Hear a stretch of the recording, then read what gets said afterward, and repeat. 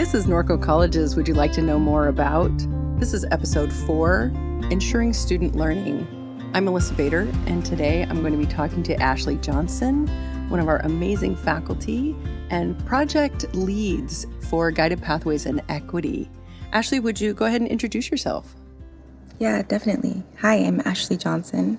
I am Assistant Professor of Engineering Technology here at Norco College, and I also am the Assessment Coordinator / Co-Chair and Guided Pathways and Equity Project Team / LFM Team Lead.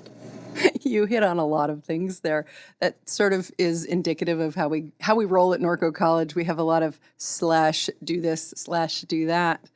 But so happy that you're here today. We're going to be talking about the work that you were doing last year while you were project lead when you were looking at our STEM center. And I really think that what I'd like to give our audience today is an understanding of, one, what it's like to be a project team lead for Guided Pathways and Equity, but also I really want to give some oxygen to the work that you did last year and help bring that out into the forefront, because you did some amazing work in your project team when you were investigating our STEM center. So first of all, let's start with the easy one. How did you end up a project team lead? What made you think, you know what, I want to get into that work? Yeah, so first I'll say that I'm an engineer by nature, and so I gravitate towards opportunities that will let me look at different processes and different moving parts and figure out a plan to get from point A to point B with the complexity of a dynamic situation. And so that's what I did as an engineer, and I feel like that's what I still do now as an educator. So with that, I was really attracted to the Guided Pathways project, because it really allowed exactly that. It allowed me to think about all of our strategic processes at Norco College, think about the complexity, think about the needs, and the students, and help to develop a plan and a pathway to get from where we're at to where we want to go.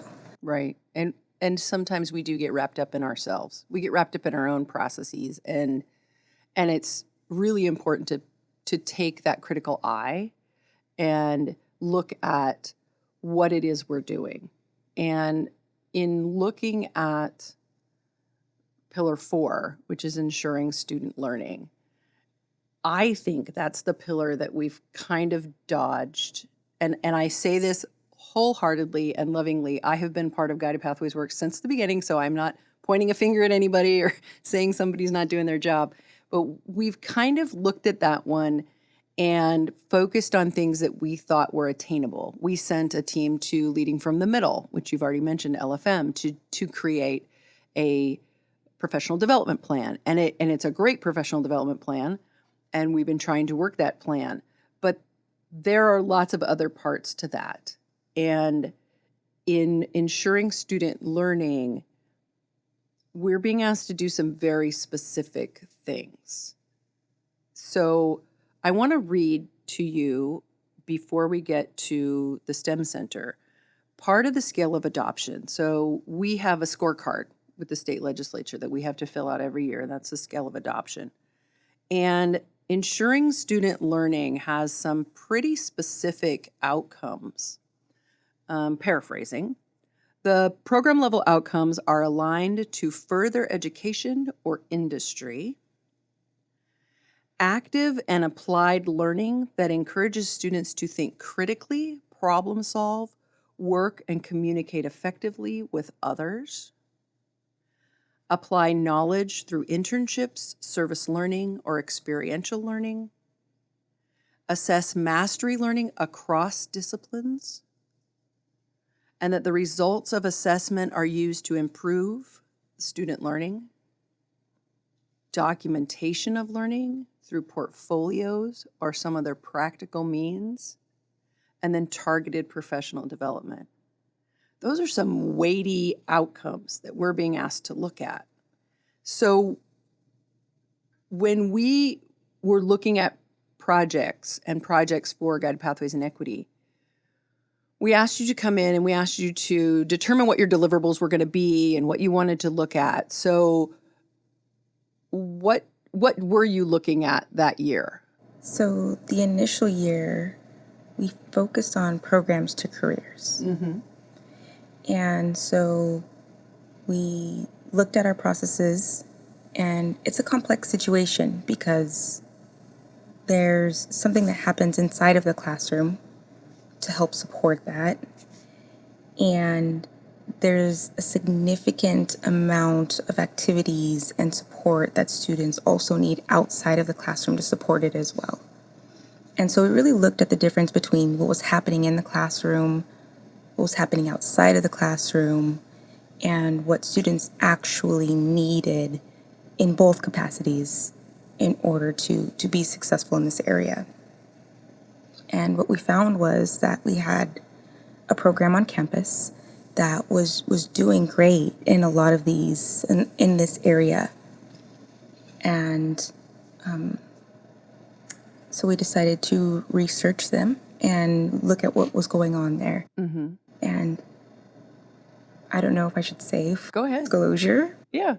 We looked at the STEM Pathways program, and I was a faculty or am a faculty advisor in that program. And so although I was studying the program, I'm also a part of the program as well. So full disclosure there. We're not going to, there's no way to get around that. We sort of have our fingers in all those pies. So of course we're going to be self-critical as well.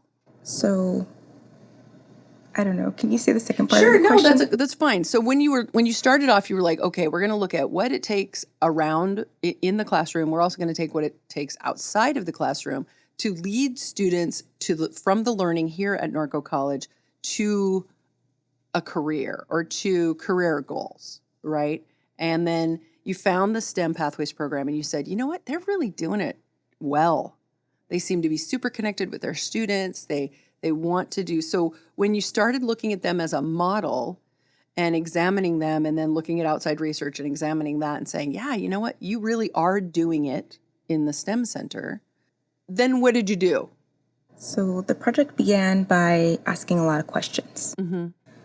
We began with scheduling interviews with different constituents. So the faculty involved, the classified professionals involved. We also interviewed the Dean of Instruction over the STEM Pathways program and students. Mm-hmm. And that was kind of where it began. And we asked two parts, basically. What is working well? And then also, what do we need? Mm-hmm. So we began to just ask these questions and schedule these interviews. And from there, we collected common themes and just looking at, things that are, I guess, reoccurring from person to person. And what were some of those? What the STEM Center was doing, what STEM Pathways was doing very well, and I think the biggest theme was that it was a community. And especially from the student perspective, they attribute their success from feeling like they are in a safe space to explore, to fail, to learn, and that reflected in their studies. And so when they explored through activities, projects, they participated in different field trips, guest speakers, whatnot. But also there was this in-class support where they would study all the time and write on the board in front of other peers and derive problems and work solutions and really hammer out like a deeper level of their understanding. Which is interesting because if you go in the classroom and you ask one of my engineering students, hey, who wants to work this problem on the board? Crickets. They're all going to look away and say, Exactly. don't look at her, don't look at her. Exactly. And so it's interesting to see the difference in the dynamic when they're in this community and they're in this safe space and they're writing on the board in front of their peers. They're stuck and allowing themselves to get stuck and struggle and work through it. And then just that triumph that comes after working through it, I think. I think that was a really good theme and interesting to hear from a lot of the students. Were they competitive with one another in a collegial way is what I mean? Oh yeah, absolutely, definitely. And I think you kind of have to be. But it was really good because it is really good. It's competitive, but it's also supportive. So if you're not the one getting the highest grade, you're bummed, but you're also happy for the person who did get the highest grade. Right. And you're going to work harder. Right. Yeah. Because you want to be like, yeah.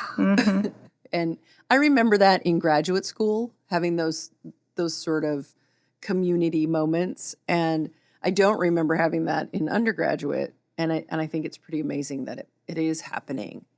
And I guess the question then is, how do we foster that? How do we help create a space that will ferment that? And because I don't think you can do it to them. I think we have to create the opportunities and create the sticky spots and create the spaces for those things to happen and encourage them to happen. But I don't know, there's no sort of mandatory way to make that happen. It'll be good for you. Yeah, there's definitely no handbook. So one of the things that we seen in the research was that first, it's all about people, first and foremost. So getting the right people in the room is important. And so part of that was having a dedicated either student success coach or project coordinator of some sort who would serve as a face that's consistent, that they can see that every day, they can speak to in the highs, in the lows, and all of the in-betweens, and who can really be with them in that journey of being a STEM pathway student. So that was key. And then also having a support faculty there as well was definitely key. It's really about the human interaction. Okay. So if we want to try to duplicate that for other programs, we need to be thinking about people. We need to think about champions, because that's what I was hearing, champions. But dedicated people who are, like you said, going to be at the desk, available, know all the sort of global, holistic information about what's happening with this program, and encouraging people to go and getting the right speakers in and helping along those ways. Am I hearing that right? Right. Yeah, absolutely. Okay. And then we need physical space. Yes. Tell me about that sound you just made. And then we need physical space, yes.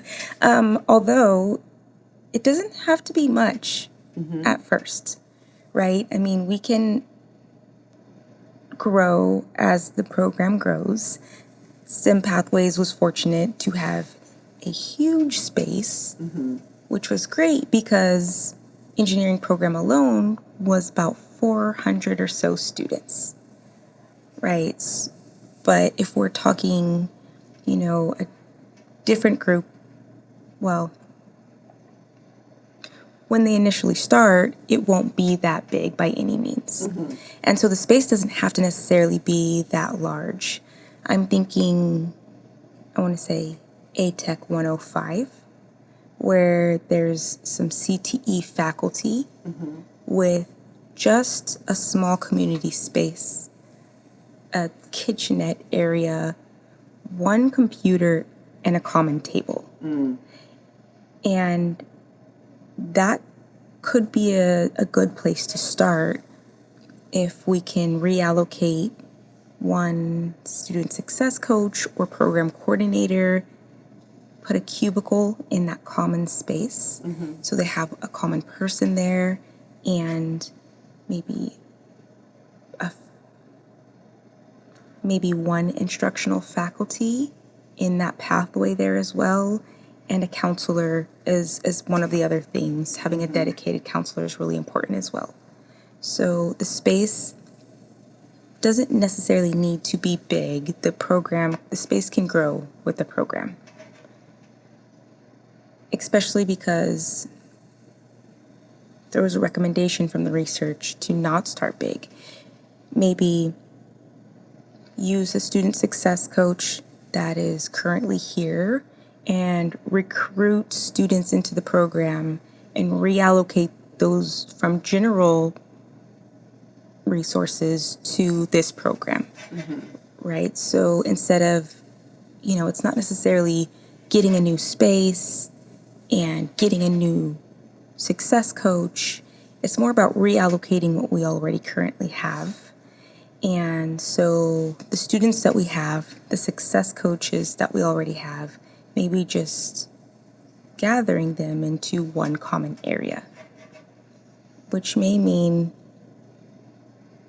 we're moving a faculty member elsewhere. And I know that gets kind of tricky as well. Or it may not. Yeah. Right. I think it kind of leads me to a question just in your mind about what did COVID teach us? And my mind went there because I was thinking, well, we have a lot of classified professionals who have worked really well remotely or partially remotely. So maybe some of the space, and I don't get to talk for classified professionals, that is a whole other thing, but there's a lot of opportunities as an institution I believe we should be looking at in terms of utilizing our remote spaces as well as utilizing our physical spaces. And maybe that shift in mindset would help us create more physical spaces on campus if we were sharing or doubling up. I mean, I know as a faculty member, I could totally share my office with somebody, and we would have to have our association negotiate that. But that would mean there's other offices available on campus for suite type activity or swing space or places for our associate faculty who are very active and busy. So I see a lot of us needing to reimagine what it's like for school post-COVID, if that ever happens.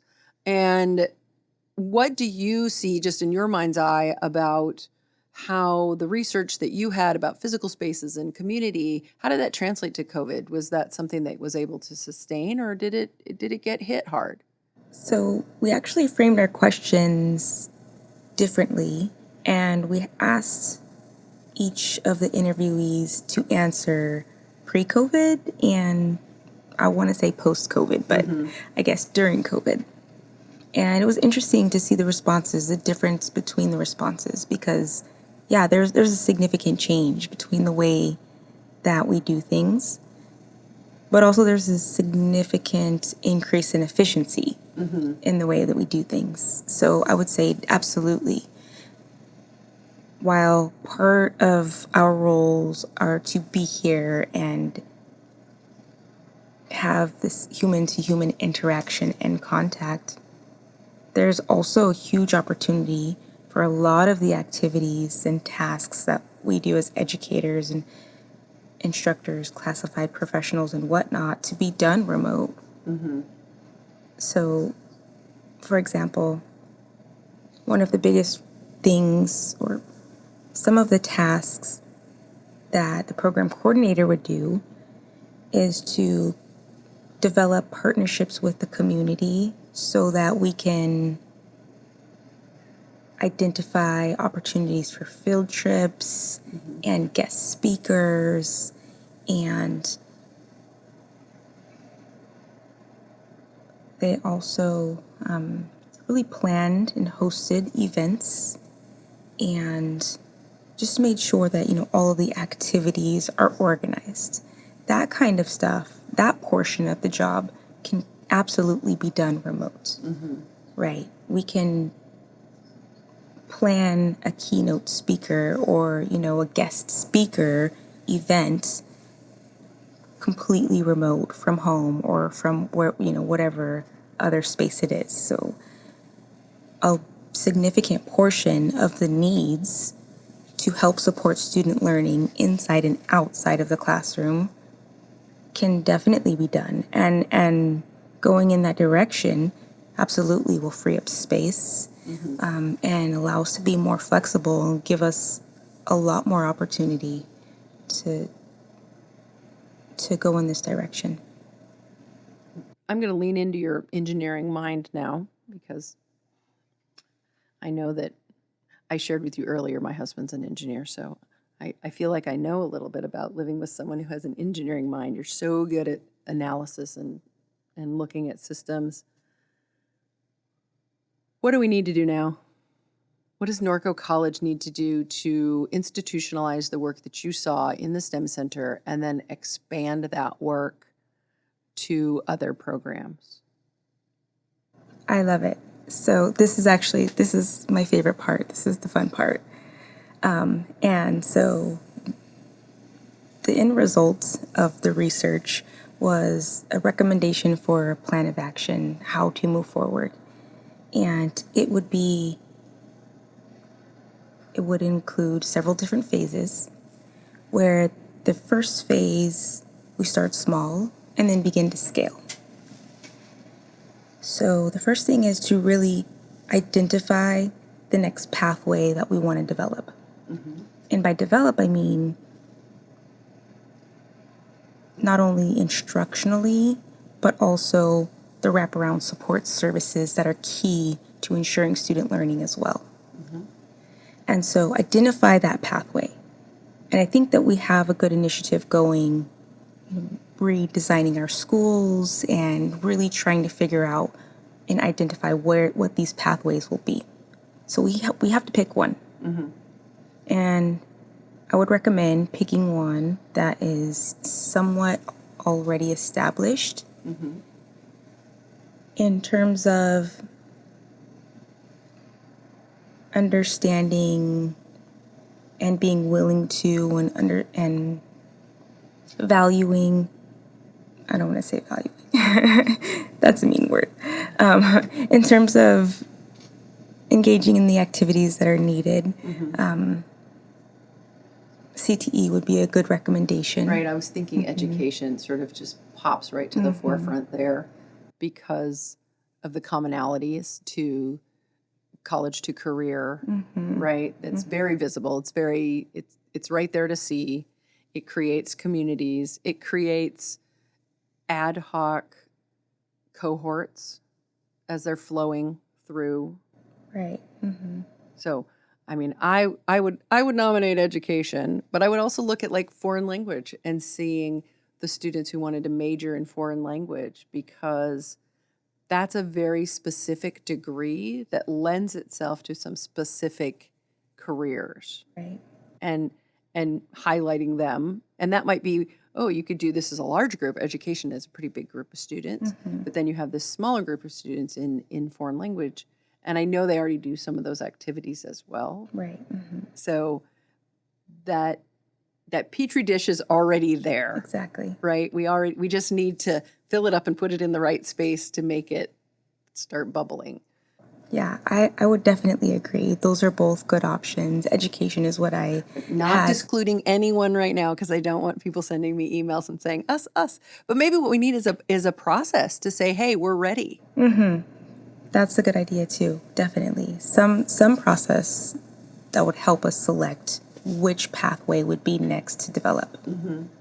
And then once we do select that pathway, then the next step would be to identify the support staff that we would reallocate to this program. And I'm saying reallocate specifically I'm saying reallocate strategically because we don't want to necessarily hire a bunch of new people.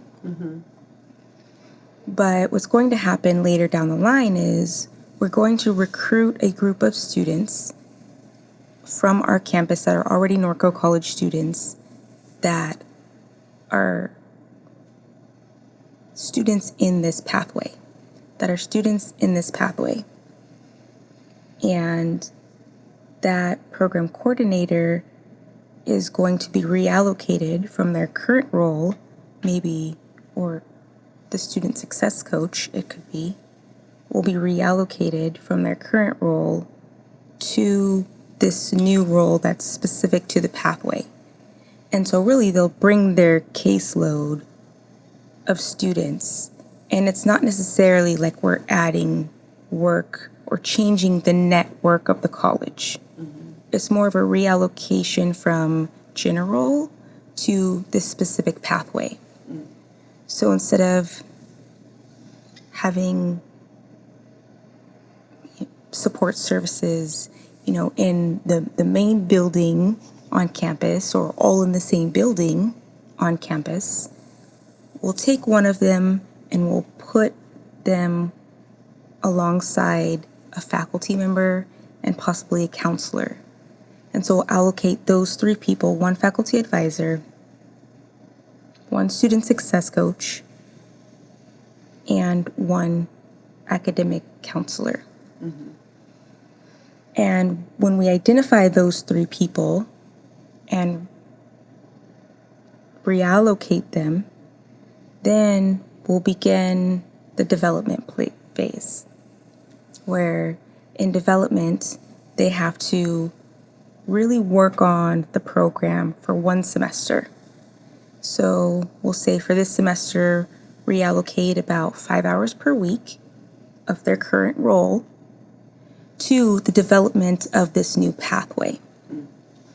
And what they have to do this semester is develop their calendar of events, however many field trips they want to go on, what activities, which projects, keynote speakers, community events, and so on, and begin to plan the schedule of activities and events for the year that we're launching, which would be the following year. Okay. And so this semester, this team would allocate 5 hours approximately per week to the development of this program. And then come the end of that semester, they would go and recruit students into the program. Now, it has to be a formal recruiting. And so, go class to class for whichever classes, are applicable to the pathway. Go find our students wherever they are, right? In the centers and whatnot. The students would formally apply to the program. There would be formal requirements and expectations for the students aligned in the application. So students would know these are the benefits of the program. You'll get a dedicated counselor, a student success coach. There will be projects, internship opportunities, keynote speakers, whatever the elevator pitch is, right? Recruit students, have students apply, accept approximately 50 students for that first semester. And then once and they would have to develop a rubric. They would have to develop a rubric to determine which students are accepted and which students are not, right? Okay. So be able to accept the students. And then once they accept the students will apply, they'll accept the students, and then they'll plan for the launch year, which will start with an orientation, faculty mixer, faculty classified professional support staff mixer. And that will launch their inaugural year, academic year. And then from there, it's really about surviving. You know, you have your caseload of 50 students that you're supporting, and you have your calendar of events. You have as many things possibly organized as you can. You have already, you know, your keynote speakers identified and your activities planned and whatnot. And these sorts of things, they have to start slow, right? They have to start small. So we're not going to select the keynote speaker that charges $1,000 per hour or, you know, that charges whatever X amount of money. But maybe an old student or an alumni of the program, something like that. And then as the program grows, after we survive our first year, then we can begin to build capacity, right? Then we can begin to scale and grow. And so from there, we can recruit again, have more students, apply for program review. Assessment is key. I was going to say, hang on, because you just threw a big one into the mix, and that's program review, because we have a hard time with that. And I know that's a project you're working on, and that's a whole other podcast, but we have to figure out how to make this program review actually work for reviewing our programs and reviewing our learning and creating that SOAA point that wants us to utilize assessment to improve.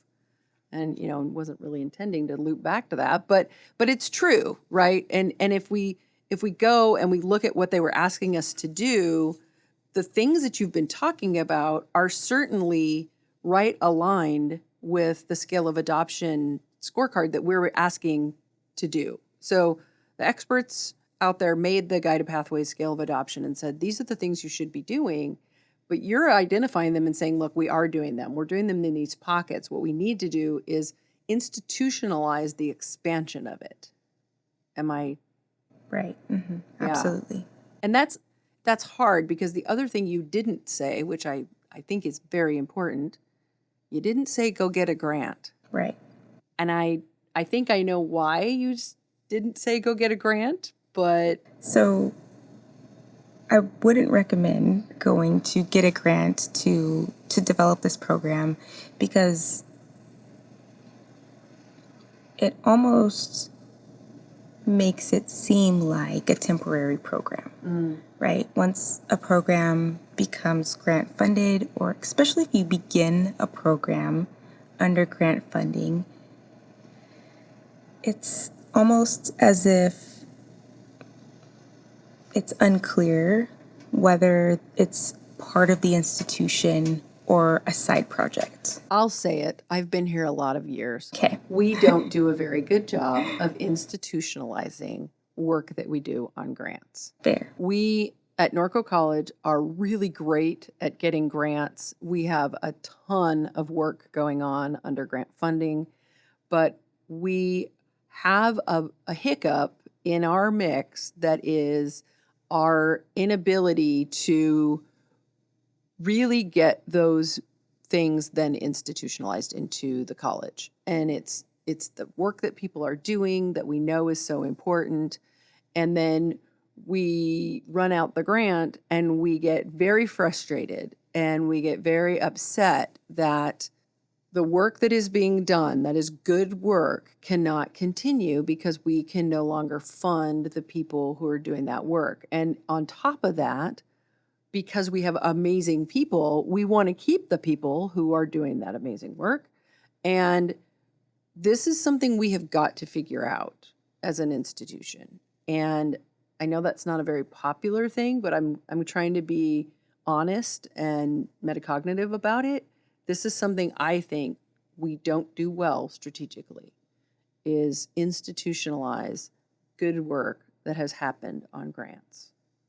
And I'm not going to point fingers at programs right now because I got a couple. But I agree with you 100%, and that's why I asked you the question. I don't think I don't think it's a long-term solution to find a grant for us. I think it's a short-term Band-Aid for us, and that we probably need to take a harder look at ourselves and figure out how we want to institutionalize the work.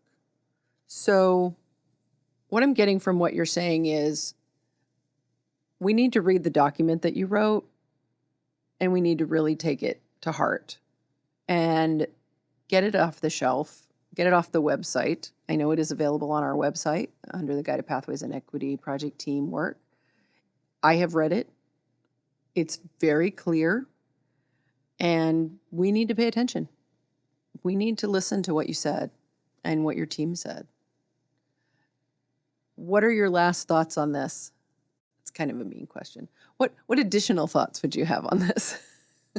I don't know. It's hard to go somewhere after the grant discussion, right? Because it's true. It's a very frustrating thing that when we do great work, to see it go away. And even it's funny because I'm sure I got laughed at, but my last program review, I asked for exactly these things, right? Basically, what was needed to continue the STEM Pathways program. Just knowing that that grant was going to close and it was coming up to the end. So I put the entire program, not the entire, the people more so, in my program review. Right? I asked for dedicated full-time counselor, success coach, all of these things. And I'm sure I got laughed at in a ton of meetings. But I also think it's the direction that we need to go. And I think the real power here lies in faculty and being able to do this.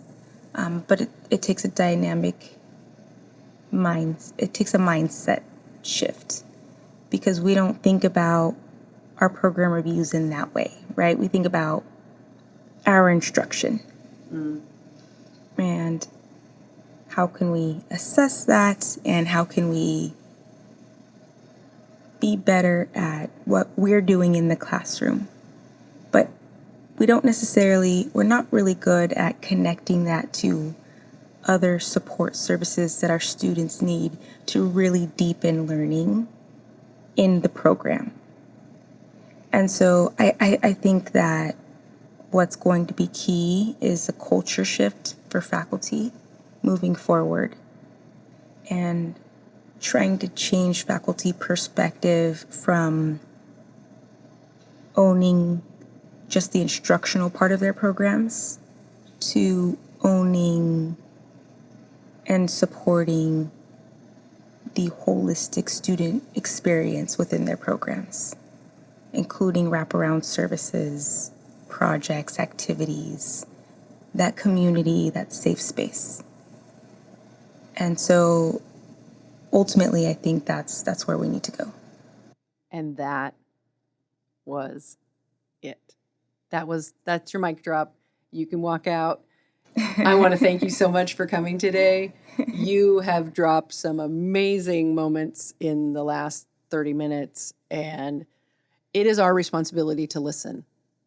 You've done the work, you've done the analysis, you've done the research, and we need to listen, and we need to make some changes. And I 100% agree with all that you have said. Thank you so much for coming and sitting down with me today. I have so enjoyed talking to you. And I want to thank our listeners who have found our podcast series. And if you've missed any of them, I would encourage you to look them up. And this has been, would you like to know more about ensuring student learning?